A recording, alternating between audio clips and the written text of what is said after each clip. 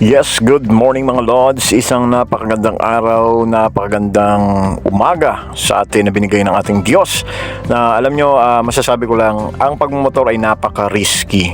Una, wala tayong cover, very open, dalawang gulong lang, tapos kitang-kita ka pa na ikaw na driver, no? Talagang nakakatakot. So, ang masasabi ko lang, masarap magmaneho kung ang iyong kaisipan ay nasa katinuan, may peace of mind ka, gising ang iyong diwa, at talagang wala yung mga kung ano-ano klaseng stress o negatibo sa isip. Alam niyo bakit? Malaking tulong yung nagmamaneho ka ng may saya at may enjoy sa isip, no? Kasi pag nagmaneho ka ng puro negatibo at problema, naku, baka mamaya madisgasya ka pa. Huwag ka na magmaneho kung ganun lang, no?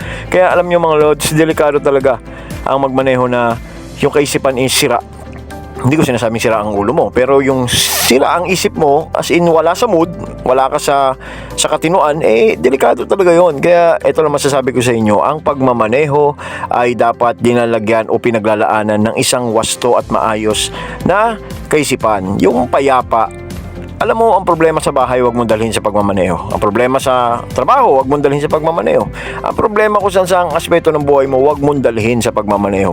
Hayaang mag-focus ka sa pagmamaneho. Sa tuwing ikaw ay nasa manobela man ng sasakyan, ng four-wheel, or ng motor, o kahit sabihin natin bisikleta, o kahit nasa gitna ka ng kasalda, tatawid ka, mag-ingat at bigyan lagi ng maayos na kaisipan ang ating sarili, no? Kasi doon tayo mabubuhay ng may katinuan, no? Kaya alam niyo mga Lods, medyo malayo nang narating ko, so pauwi ako. Kaya ito, sinasabi ko sa inyo na baka sakaling makatulong, no?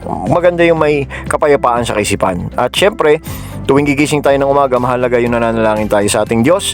Binibigyan natin ng lahat, ang buhay natin, kaligtasan natin, kakayanan natin, abilidad natin, anytime pwedeng pumalayan. So, ibigay natin lahat sa Lord.